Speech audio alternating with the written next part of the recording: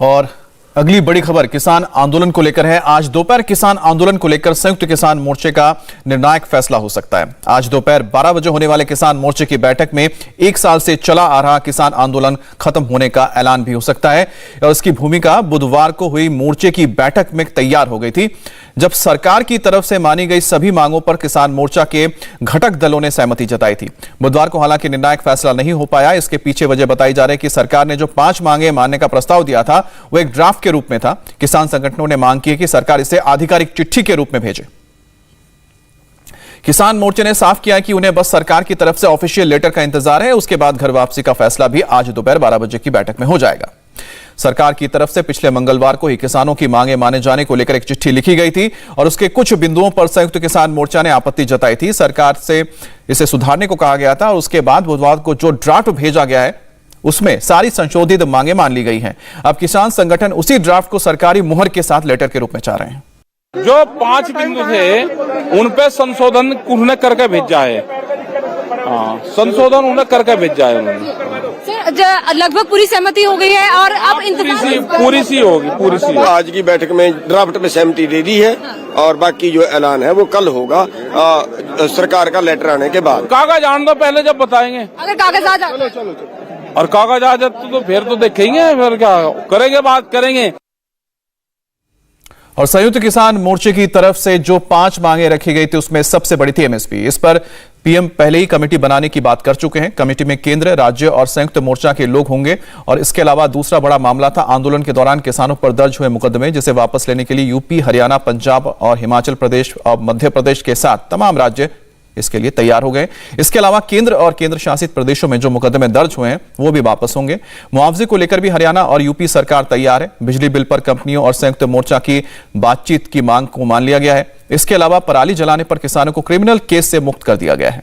India TV हर वक्त हर जगह download करने के लिए सर्च करें India TV news Google play store या ऐप स्टोर पर।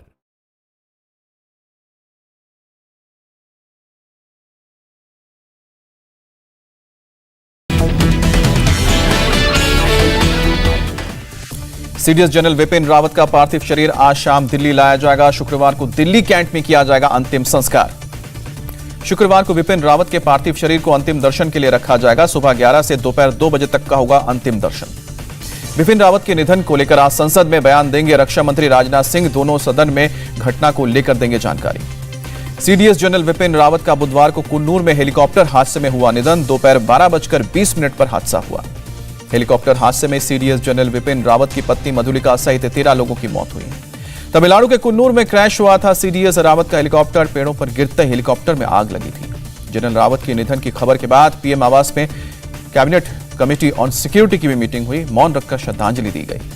सीसीएस की बैठक में रक्षा मंत्री, गृह मंत्री और एनएसए अजीत डोभाल मौजूद थे।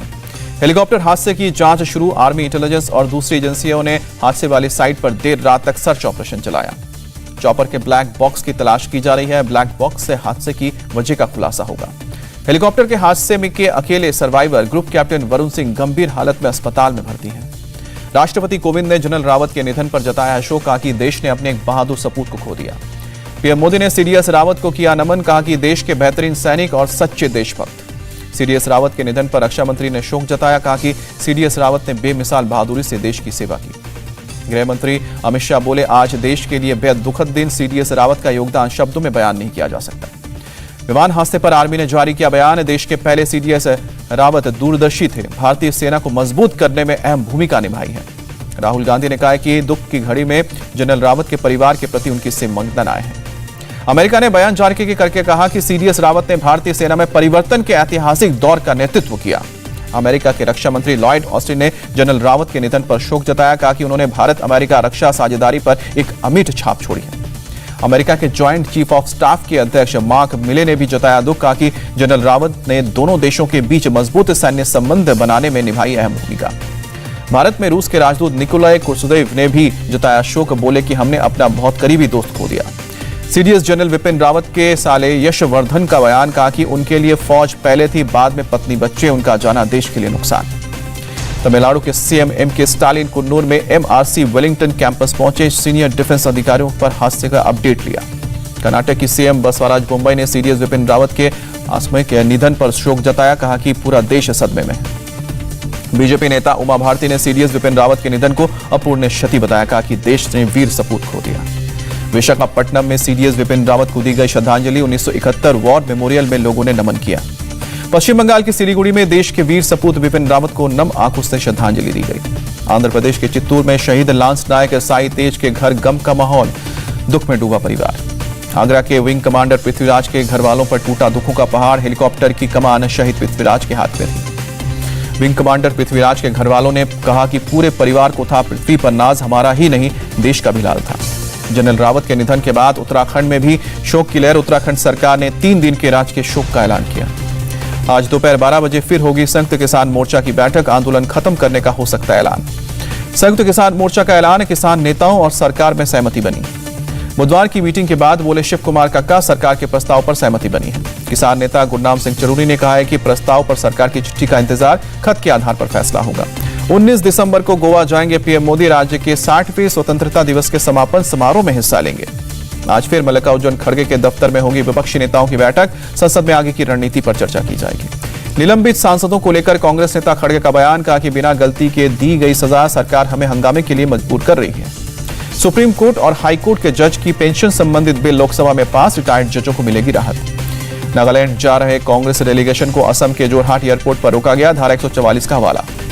नागालैंड घटना पर गृह मंत्री अमित शाह से मिले टीएमसी डेलीगेशन और गृह मंत्री ने मृतकों के परिवारों को मुआवजा देने का भरोसा दिया। जम्मू कश्मीर के शोपियान में आतंकियों और सुरक्षा बलों में एनकाउंटर, 3 आतंकी ढेर।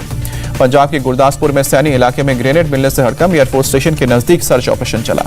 टेरर फंडिंग के मामले में हिजबुल मुजाहिदीन के चीफ सैयद सलाउद्दीन को दिल्ली कोर्ट का समन, टेरर फंडिंग मामले में समन दिया गया। सुकेश चंद्रशेखर धोखाधड़ी के मामले में अभिनेत्री जैकलीन फर्नांडिस से आज फिर पूछताछ करेगी ईडी, बुधवार को 9 घंटे पूछताछ की गई थी। दिल्ली के सफदरजंग अस्पताल में रेसिडेंट डॉक्टर्स की हड़ताल, नीट पीजी काउंसिल की मांग। डॉक्टर्स की मांग, ओमिक्रॉन वेरिएंट फैलने से पहले डॉक्टर्स की संख्या बढ़ाई जाए, कहा कि हफ्ते में 80 घंटे कर रहे हैं काम। आगरा में एसएन मेडिकल कॉलेज में जूनियर डॉक्टर्स ने हड़ताल की, नीट पीजी की काउंसलिंग जल्द कराने की मांग की। ओबीसी आरक्षण पर सुप्रीम कोर्ट में एफिडेविट दायर करेगी महाराष्ट्र की सरकार। यूपी में विधानसभा का सत्र 15 दिसंबर को होगा शुरू, योगी सरकार ला सकती है दूसरा अनुपूरक बजट। यूपी के मथुरा में सीएम योगी ने 201 करोड़ की नई योजनाओं का शिलान्यास किया। सीएम योगी का पिछली सरकारों पर हमला, बोले कि दंगे यूपी की पहचान थे, विकास के नाम पर लूट होती थी। पीएम के दौरे से पहले शाहजहांपुर पहुंचे योगी, अधिकारियों से समीक्षा बैठक की। 18 दिसंबर को गंगा एक्सप्रेसवे का शिलान्यास करेंगे प्रधानमंत्री मोदी, लगभग 600 किलोमीटर का होगा एक्सप्रेसवे। गंगा एक्सप्रेसवे को बनाने में 36,000 करोड़ रुपए की लागत आएगी। एक्सप्रेसवे की लेन को बढ़ाकर 8 लेन किया जाएगा। अखिलेश यादव का मोदी सरकार पर हमला, बोले कि सार्वजनिक संपत्ति बेचने वाले लाल रंग से परेशान हैं। अखिलेश यादव ने कहा कि यूपी में लाल टोपी बदलाव कर रहे हैं। मिशन यूपी पर प्रियंका गांधी का नया कार्ड, महिलाओं के लिए जारी किया घोषणा पत्र। प्रियंका गांधी का वादा, सरकारी नौकरी में 40% महिलाओं को आरक्षण देंगे। प्रियंका गांधी ने कहा कि महिलाओं को मनरेगा में प्राथमिकता देंगे, आशा वर्कर्स को 10,000 रुपए की सहायता दी जाएगी। प्रियंका गांधी की युवाओं को लुभाने की कोशिश, 12वीं की स्टूडेंट्स को स्मार्टफोन देंगे, ग्रेजुएट को स्कूटी का वादा। प्रियंका गांधी का मोदी सरकार से सवाल, कहा कि 7 साल से अब सत्ता में है, महिलाओं, किसानों और दलितों के लिए क्या किया। योगी सरकार के मंत्री मोहसिन रजा का प्रियंका गांधी पर तंज, उनके झूठे वादे पर कोई नहीं आएगा। आज राज्यों के स्वास्थ्य मंत्रियों के साथ वर्चुअल मीटिंग करेंगे स्वास्थ्य मंत्री मनसुख मांडविया, ओमिक्रॉन को लेकर चर्चा होगी। महाराष्ट्र में अब तक ओमिक्रॉन के 10 मामले आए, स्वास्थ्य मंत्री राजेश टोपे ने जानकारी दी। रूस से दिल्ली होते हुए गोवा आए कुछ लोग कोरोना पॉजिटिव मिले हैं, संक्रमित लोगों के सैंपल जीनोम सीक्वेंसिंग के लिए भेजे गए हैं। यूपी में सबसे ज्यादा कोरोना वैक्सीन लगाने वाला पहला राज्य बना, 17 करोड़ से ज्यादा डोज लगी। महाराष्ट्र में 84% लोगों को लगी है कोरोना की पहली डोज, 46% को लगी है दूसरी डोज। महाराष्ट्र के पुणे में 100% पहली वैक्सीन डोज का लक्ष्य पूरा, 18 साल से ज्यादा के लोगों को लगाई गई डोज। वैक्सीनेशन को लेकर मिशन मोड में है एमपी के सीएम शिवराज सिंह चौहान, भोपाल के एक स्कूल में वैक्सीनेशन कैंप में पहुंचे। 12 हाई रिस्क देशों से आए 211 लोगों को हिमाचल के कांगड़ा में क्वारंटीन किया गया, सीएमओ ने जानकारी दी। कानपुर में जिला प्रशासन की अनोखी पहल, ओमिक्रॉन को लेकर जागरूकता किया ऐलान। ओमिक्रॉन वेरिएंट के बढ़ते मामलों के बीच एक्शन में है ब्रिटेन के PM Boris Johnson, plan B प्रतिबंधों का भी ऐलान किया। ओमिक्रॉन पर अमेरिका के सेंटर फॉर डिजीज कंट्रोल के डायरेक्टर रोशेल वेलेंस्की का बयान, अब तक पाए गए यह माइल्ड लक्षण। नए वेरिएंट को लेकर बोरिस जॉनसन ने कहा कि अगले हफ्ते से लागू होगा वर्क फ्रॉम होम। देश में कोरोना के 8,439 नए केस, 24 घंटे में 195 लोगों की मौत हुई है। केरल में कोरोना के 5,000 से ज्यादा नए मामले सामने आए हैं। एक दिन में 35 लोगों की जान गई है। पश्चिम बंगाल में कोरोना के 574 नए मामले सामने आए हैं। 6 मरीजों की जान गई है। दिल्ली में कोरोना के 65 नए मामले सामने आए हैं और 24 घंटे में एक मरीज की मौत हुई है। मुंबई की मेयर किशोरी पेडनेकर के खिलाफ आपत्तिजनक कमेंट करने को लेकर बीजेपी विधायक आशीष शेलार पर केस दर्ज हुआ है। मुंबई की मेयर का आरोप विधायक आशीष शेलार ने 30 नवंबर को एक प्रेस कॉन्फ्रेंस के दौरान आपत्तिजनक टिप्पणी की थी। कर्नाटक के बेंगलुरु में एक ही परिवार के 4 लोगों में सुसाइड करने की खबर। पत्नी ने 2 बच्चों की हत्या करने के बाद शख्स की आत्महत्या की। पुलिस के अनुसार खाने में जहर मिलाया गया था। अमेरिकी राष्ट्रपति जो बाइडेन ने रूस को चेतावनी दी, कहा कि यूक्रेन पर हमला किया तो प्रतिबंध लगेंगे। दोनों राष्ट्रपतियों के बीच 2 घंटे तक चली वर्चुअल मीटिंग। पुतिन ने बाइडेन से नाटो सैनिकों के यूक्रेन सहित कई जगहों पर तैनात नहीं करने की मांग की। यूक्रेन के विदेश मंत्री ने भी अमेरिका को किया आगाह, कहा कि रूस के किसी भी आक्रमण का दिया जाएगा मुंहतोड़ जवाब। जर्मनी के नए चांसलर ओलाफ स्कोल्स ने संभाला कार्यभार, नौवें चांसलर के रूप में शपथ ली। मिस्र में धूल भरी आंधी से बड़ी परेशानी, आसमान में छाए धूल के बादल। अमेरिका के मैनहट्टन में आधी रात 50 फीट ऊंचे क्रिसमस ट्री में लगी आग देखते ही देखते आग के गोले में तब्दील हुआ। पुलिस ने घटनास्थल से आग लगाने के आरोप में एक शख्स को भी गिरफ्तार किया। गिरफ्तार शख्स के पास से लाइटर बरामद हुआ है। इटली के रोम में बारिश के बीच रोशनी से जगमगाया क्रिसमस ट्री। सैकड़ों लोगों ने कमरे में बंद की अपनी क्रिसमस ट्री की तस्वीर। रोहित शर्मा बने टीम इंडिया के वनडे और T20 के कैप्टन। विराट कोहली से छीनी गई वनडे टीम की कप्तानी। अजिंक्य रहाणे पर गिरी गाज। टेस्ट टीम के भी उप कप्तान बने रोहित शर्मा। दक्षिण अफ्रीका दौरे के लिए भारत के टेस्ट टीम का ऐलान हुआ है। विराट की कप्तानी में 18 खिलाड़ियों का ऐलान हुआ। रविंद्र जडेजा और शुभमन गिल को नहीं मिली जगह, चोट की वजह से दोनों बाहर। आईसीसी की ताजा टेस्ट रैंकिंग में आर अश्विन को जबरदस्त फायदा हुआ। ऑलराउंडर रैंकिंग में दूसरे स्थान पर पहुंचे। आईसीसी टेस्ट रैंकिंग में मयंक अग्रवाल ने मारी 31 पायदान की छलांग, 11वें नंबर पर पहुंचे। और तीसरे टेस्ट मैच में साउथ अफ्रीका ए मजबूत स्थिति में पहुंचा। दूसरी पारी में 1 विकेट के नुकसान पर 196 रन बनाए। पाकिस्तान ने दूसरा टेस्ट पारी और 8 रन से जीता है। सीरीज में बांग्लादेश को 2-0 से हराया। पाकिस्तान की तरफ से साजिद खान ने इस मैच में 12 विकेट लिए हैं। उन्हें प्लेयर ऑफ द मैच चुना गया।